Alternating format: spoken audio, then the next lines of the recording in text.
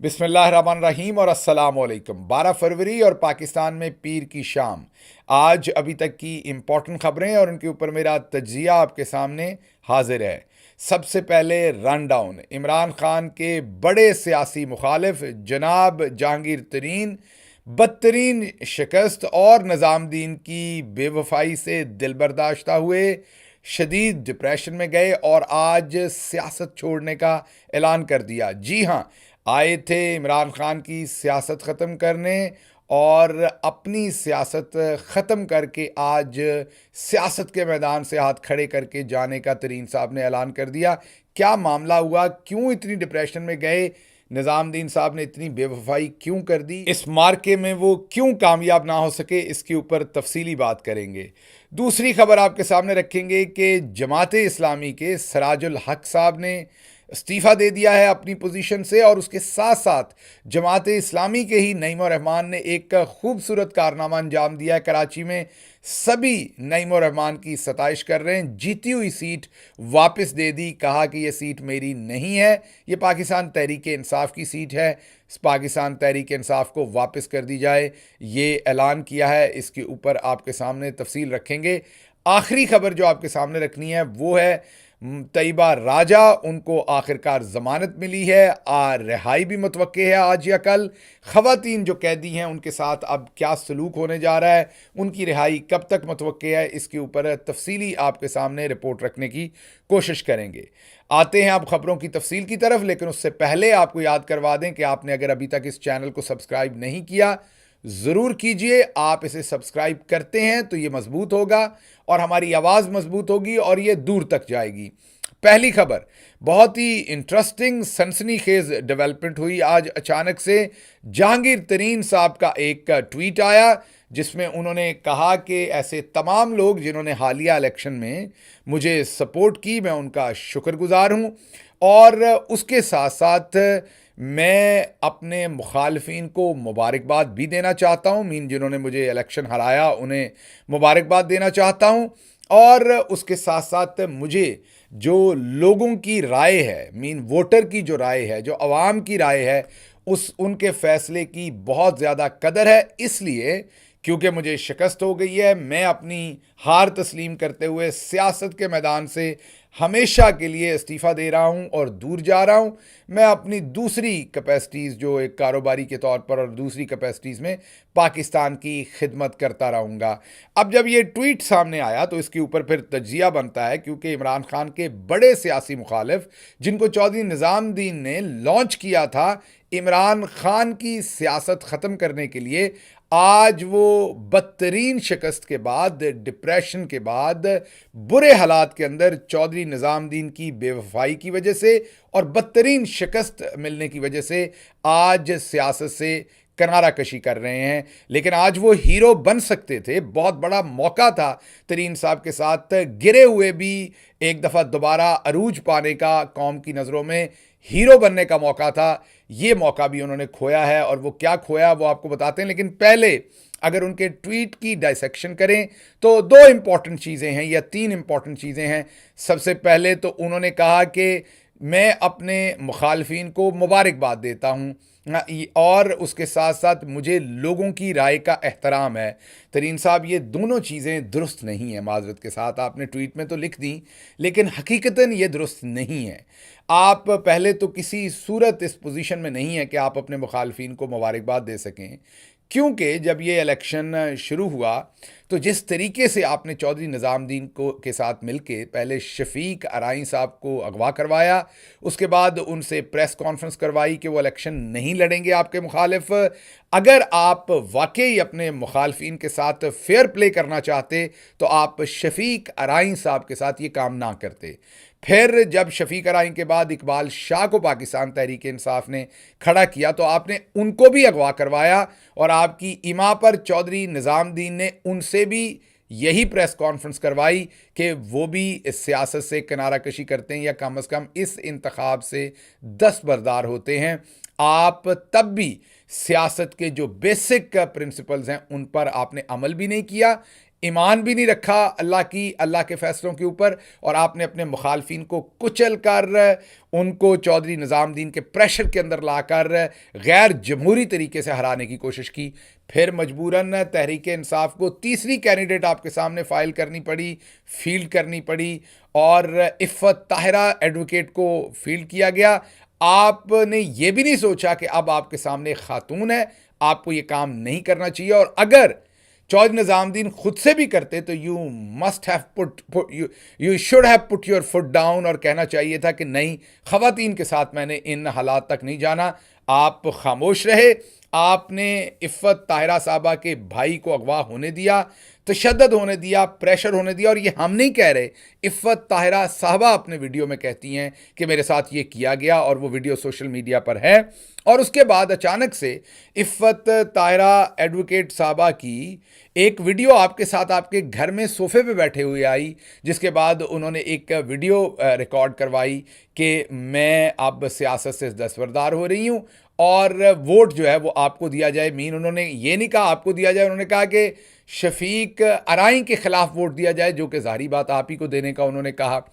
अब उन्होंने बाहर निकल के 3-4 दिन के बाद कहा कि आपने उन्हें अगवा करवाया था, और आपने उनके भाई पर बदतरीन तशद्दुद करवाया, और उनसे ज़बरदस्ती ये स्टेटमेंट ली।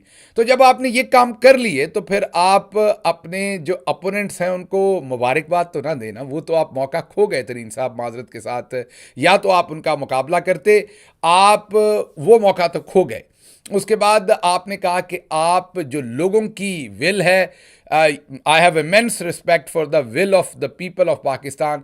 बदकिस्मती से ये भी दुरुस्त नहीं है। आप आज ये आपको ये इतना अच्छा ट्वीट लिखने की मतलब ये बनता नहीं था। आप अगर आपने हीरो बनना था तो मैं आपको बताता हूं कि आप कैसे हीरो बन सकते थे, इस तरह से नहीं बन सकते थे। और तरीका था हीरो बनने का, वो एक मौका है, अभी भी है, और वो आप खो रहे हैं और खो देंगे, आप नहीं बनेंगे कभी भी उस पर हीरो। लेकिन ये तो आप नहीं बन सकते थे ना तो आपको इमेंस रिस्पेक्ट है लोगों की राय की, और अगर होती तो आप इस तरीके से लोगों की राय के साथ खेलने की कोशिश करते।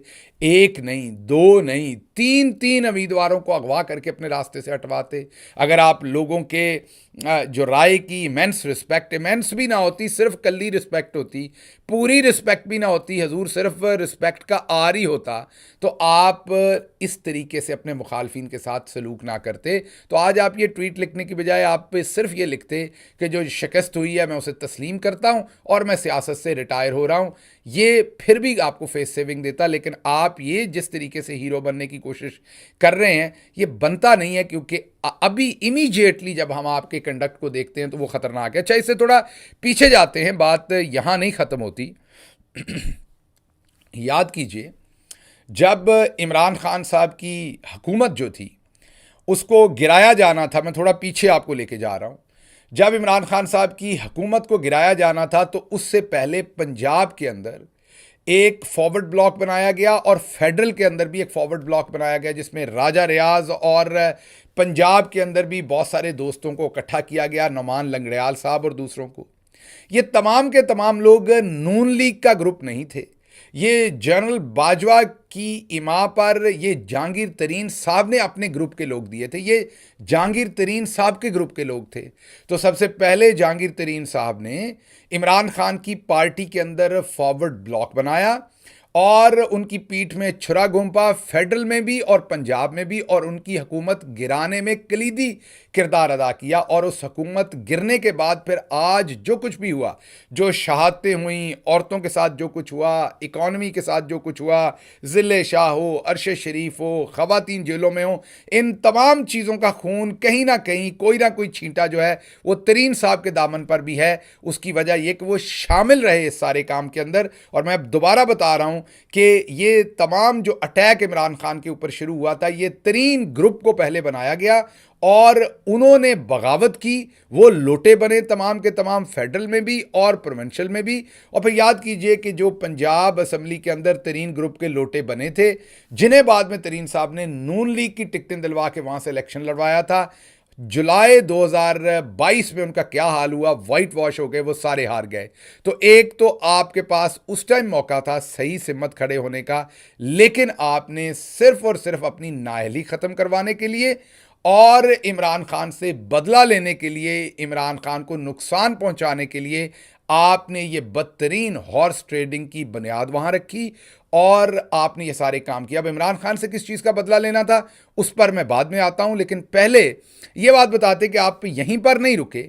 जब आपने हुकूमतें गिरा ली, सब कुछ हो गया, तो फिर आपने तहरीके इस्तेहकाम की बागडोर संभाली। जैसे रस्सागीरों के पास तमाम माल मसरूका आता है चोरी का और वो ख़रीदते हैं, इसी तरीके से पाकिस्तान तहरीक इंसाफ के लोगों को अगवा किया जाता था, तशद्दुद किया जाता था। तशद्दुद करके उनको कहा जाता था कि इस्तेहकाम पार्टी के ज्वाइन करो।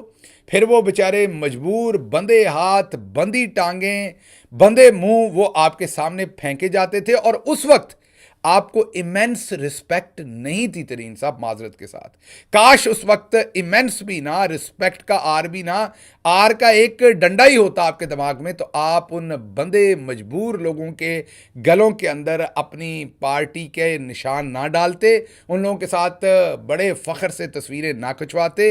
आप इमरान खान के ख़िलाफ़ ये ना कहते कि इमरान खान की सियासत बनाई भी मैंने थी, गिरा के भी मैं दिखाऊंगा। तो आप याद कीजिए वो तमाम लोग जिनको आप, अली नवाज़ अवान को याद कीजिए, जिस तरह उनके साथ बैठ के आप लोगों ने ये सब कुछ किया और इमरान खान की पार्टी में से एक एक शख्स को तोड़ के आपने तहरीक इस्तेहकाम में शामिल किया। और वो वक्त याद कीजिए जब आपके घर पर इमरान इस्माइल साहब, अली जैदी साहब, आपका पूरा ग्रुप, वही ग्रुप जो आपने पहले लोटा बनवाया था इमरान खान की हुकूमत गिरवाने के लिए, उसके बाद कुछ और लोग जैसे मैंने अभी नाम लिए, इमरान इस्माइल, अली जैदी, फवाद चौधरी साहब और बहुत सारे लोगों को ज़बरदस्ती उनकी मर्ज़ी के ख़िलाफ़ या जैसे भी आपने वहाँ इकट्ठा किया और आपने अपनी शो ऑफ स्ट्रेंथ की कि मेरे पास ये तमाम लोग हैं, I am the king maker, और इमरान खान को भी बनाने वाला मैं था और अब चौधरी निज़ामुद्दीन के साथ मिलके अगला जो इलेक्शन होगा उसमें हम आएंगे। आप ही की तरह का सोच जो थी वो परवेज़ खटक साहब के साथ थी केपी में। उनके साथ क्या हुआ वो बाद में हम कभी बात करेंगे, लेकिन यहाँ हम ये बात करते हैं कि बदकिस्मती से फिर आपके साथ जो कुछ हुआ वो आपने देख लिया कि आपने आखिरी दम तक पहले वो पार्टी बना ली, लोगों को ज़बरदस्ती शामिल करवा लिया, ऐलान कर लिए, फिर आपने जाकर नून लीग के साथ इल्हाक कर लिया, वही जो आपको चीनी चोर कहते थे। फिर आपने अपने दस्ते रास्त मोतमद ख़ास ओन चौधरी को इमरान खान के ख़िलाफ़ इद्दत में निकाह के गलीज़ तरीन केस के अंदर लॉन्च किया, उससे गवाही दिलवाई, इमरान खान पर कीचड़ उछलने दिया, उसको नहीं रोका। यही नहीं आप रुके, बल्कि फ्रस्ट्रेशन की इंतहा में इलेक्शन के करीब जाके, पता नहीं निज़ामुद्दीन ने आपको कहा या आपसे खुद ये गलती सरजद हुई, पहले आपने कभी नहीं की, उस पर मैं हमेशा आपकी माजरत, उस पर मैं हमेशा आपकी सताइश करता हूँ। लेकिन आखिरकार आपने बुशरा बीबी पर ज़ाती हमला भी एक टीवी प्रोग्राम में किया, जिसकी बाद में आपने मेरा ख्याल ट्वीट पे माजरत की, लेकिन वो हमला आप कर बैठे नदीम मलिक साहब के साथ इंटरव्यू देते हुए, क्योंकि आप फ्रस्ट्रेशन में थे। इस्टेब्लिशमेंट ने आपके साथ आपकी नाहली ख़त्म करवा कर, इलेक्शन लड़वा कर जितवाने का आपसे वादा किया हुआ था, और उसमें आप ये इमेंस रिस्पेक्ट की तमाम हदें क्रॉस करते रहे। और बाद की दास्तान मैंने सुना दी कि आपने अपने मुखालफिन को किस तरीके से अपने रास्ते से उतारा। तहरीक इंसाफ को आपके सामने जब तीनों कैंडिडेट निकल गए तो चौथा कैंडिडेट उतारना पड़ा, रौ कासिम 48 घंटे पहले इंतखाबी निशान नल का, और देखिए कि वो भी आपसे ज़्यादा वोट ले गया 48 घंटे में ही। और दूसरी तरफ आमिर डोगर ने आपको रिकॉर्ड 95 के 94 हज़ार की लीड से हराया। मेरा ख्याल पाकिस्तान में जो सबसे बड़ी लीड्स हैं उनमें से एक लीड उनकी है। करोड़ों रुपए आपने उस हलके में लगाए और आपको चौधरी निज़ामुद्दीन ने ना मुल्तान में जितवा सकते थे, सारी बात है, वो जितवाना चाहते तो जैसे दूसरों को जितवाया है, और ना ही लोधरा में जितवाया। आपके मुतमदे ख़ास ओन चौधरी को जितवा दिया तगड़े उम्मीदवार के ख़िलाफ़, सलमान अकरम राजा के ख़िलाफ़, लेकिन आपको नहीं जितवाया। आपको इस्टेब्लिशमेंट ने बुरी तरह से इस्तेमाल किया, क्योंकि आप इमरान खान से बदला लेना चाहते थे। बदला किस चीज़ का लेना चाहते थे? इमरान खान के आप साथी थे, वो आपका बड़ा एहतराम करते थे और वो समझते थे, और ये हकीकत भी है कि आप एक अच्छे इंडस्ट्रियलिस्ट भी हैं, एक अच्छे आप एग्रेरियन भी हैं, और वो चाहते थे कि ज़राअत के शोबे में और कुछ इंडस्ट्री के सेक्टर्स में आप उनकी मदद करेंगे। अकॉर्डिंग टू इमरान खान साहब, जो उन्होंने मुझे बताया कि आपने उनको मशवरा दिया कि चीनी वाफर मकदार में पड़ी हुई है और इसको एक्सपोर्ट कर दिया जाए तो पैसा बनेगा। एक्सपोर्ट की गई तो 7 ही महीने बाद पता चला चीनी तो मुल्क में है नहीं, तो चीनी की पहले आपने एक्सपोर्ट करके पैसा कमाया। ये मुझे तो वहाँ से पता चला जो मैं आपसे शेयर कर रहा हूँ। उसके बाद चीनी की किल्लत हुई और वहाँ पर भी आपने पैसा बनाया।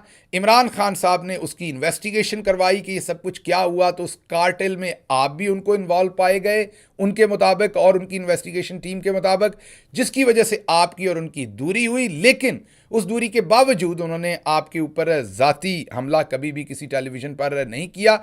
एक एतराज़ आपका जायज़ है कि उनकी हुकूमत के दौरान आपके घर की ख़वातीन पर केसेस बने, और मेरा नहीं ख्याल कि इमरान खान, वो आपका जायज़ बात है, वो नहीं बनने चाहिए थे। वो मेरा नहीं ख्याल कि वो इमरान खान की हुकूमत इमरान खान ने बनवाए। वो ज़रूर चौधरी निज़ामुद्दीन ने ही आपको लॉन्च करने के लिए इमरान खान के ख़िलाफ़ ये काम उस टाइम के जनरल बाजवा साहब ने किया होगा।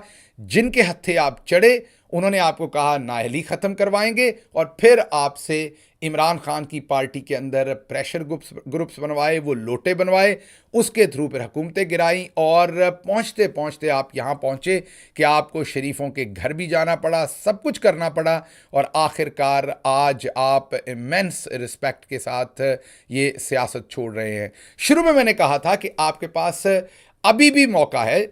आपको पहले भी बहुत सारे ऐसी गलतियां मेरे ख्याल में नहीं करनी चाहिए थी। जैसे पार्टी में रहते हुए जब शाह महमूद कुरैशी चीफ मिनिस्टर बनना चाहते थे, तो आपने उनके खिलाफ सलमान नईम को उतार दिया, हालांकि आप पार्टी के अंदर थे। अपनी पार्टी के अंदर अपने कुलीग के साथ ऐसा मेरे ख्याल में, ज़ाती राय में, ड्यू रिस्पेक्ट के साथ नहीं करना चाहिए था, लेकिन आपने शाह साहब के साथ ये किया। सलमान नईम को खड़ा किया, तगड़ा किया, पैसा लगाया उसके पीछे, और शाह साहब को हरवा दिया, अपनी ही पार्टी के एक सीनियर रुकन को।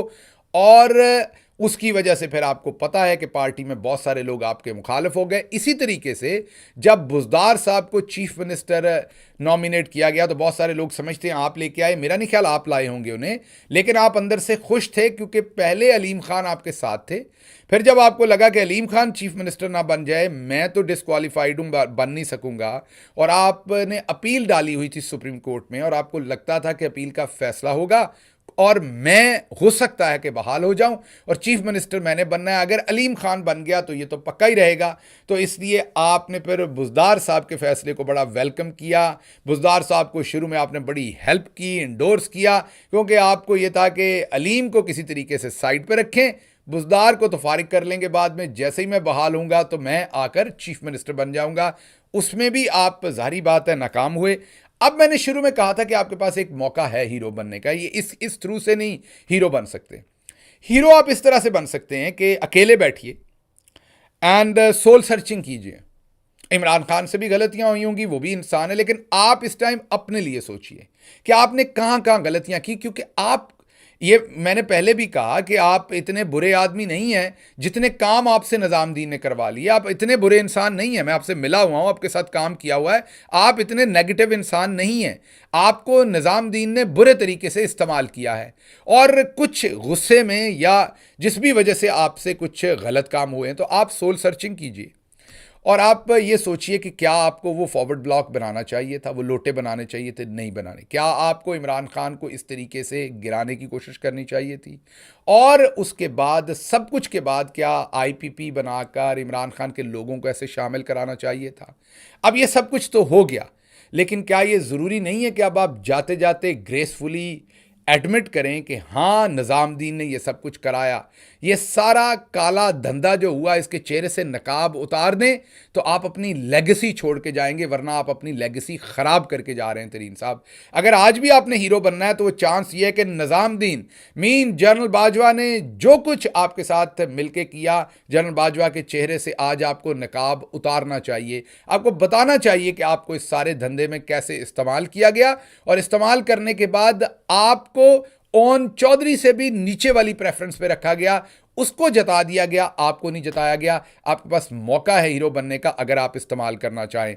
अच्छा जी, अगली खबर क्विकली आपको बतानी है कि जो हार हुई है, या वट एवर द रीजंस इन जो जमात इस्लामी है, सराजुल हक साहब ने रिज़ाइन दे दिया है। जमात इस्लामी के साथ आप सियासी इख्तलाफ कर सकते हैं, नज़रियाती इख्तलाफ कर सकते हैं, लेकिन उनका ये जो प्रोसेस है अमीर सेलेक्ट करने का या जमात के अंदर जो उनके इलेक्शंस हैं वो बड़े ही दूसरी जमातों की निस्बत या पाकिस्तान के अंदर जो मामलात हैं उसकी निस्बत बहुत बेहतर हैं उनके वो मामलात। अब देखते हैं कौन नए अमीर आते हैं, लेकिन उसके साथ साथ नईम रहमान जो कराची में एक बड़ा नाम है और लीडर हैं बड़े वो जमात इस्लामी के, उनको चौधरी निज़ामुद्दीन ने एक बाकी सीटों पर जमात इस्लामी से छीन ली, एमक्यूएम को वोट डलवा दिए, एक सीट उनको दे दी सूबाई असम्बली की ताकि ये मुंह बंद रखें। जैसे आपको पता पाकिस्तान में किसी सहाफ़ी को किसी और को प्लॉट श्लॉट दे दिया जाता है मुंह बंद रखाने के लिए। लेकिन नईम रहमान साहब ने अपना मेटल शो किया, ग्रेस शो की, और आज एक प्रेस कॉन्फ्रेंस करते हुए उन्होंने कहा कि इस स्पेसिफिक सूबाई असम्बली की सीट पर पाकिस्तान तहरीक इंसाफ का शख्स जीता है, मैं इस सीट को अवेल नहीं करूंगा, ये पाकिस्तान तहरीक इंसाफ की सीट बनती है, इसलिए मैं ये नहीं रखूंगा। आपने ये बड़ी ग्रेसफुल बात की, आपने ये हक और सच की बात की, हमारी तरफ से आपको सताइश भी है और आपका एहतराम भी है। अगली खबर आपके सामने जी, तैयबा राजा साहबा को आज हाई कोर्ट ने ज़मानत दी है फाइनली, और जो तफ्तीशी था या रेलेवेंट जो पुलिस वाला कोई सब इंस्पेक्टर था बेचारा, उसको जज साहब ने मुअत्तल भी किया है कि आप एक केस के बाद दूसरे में पकड़ लेते हैं।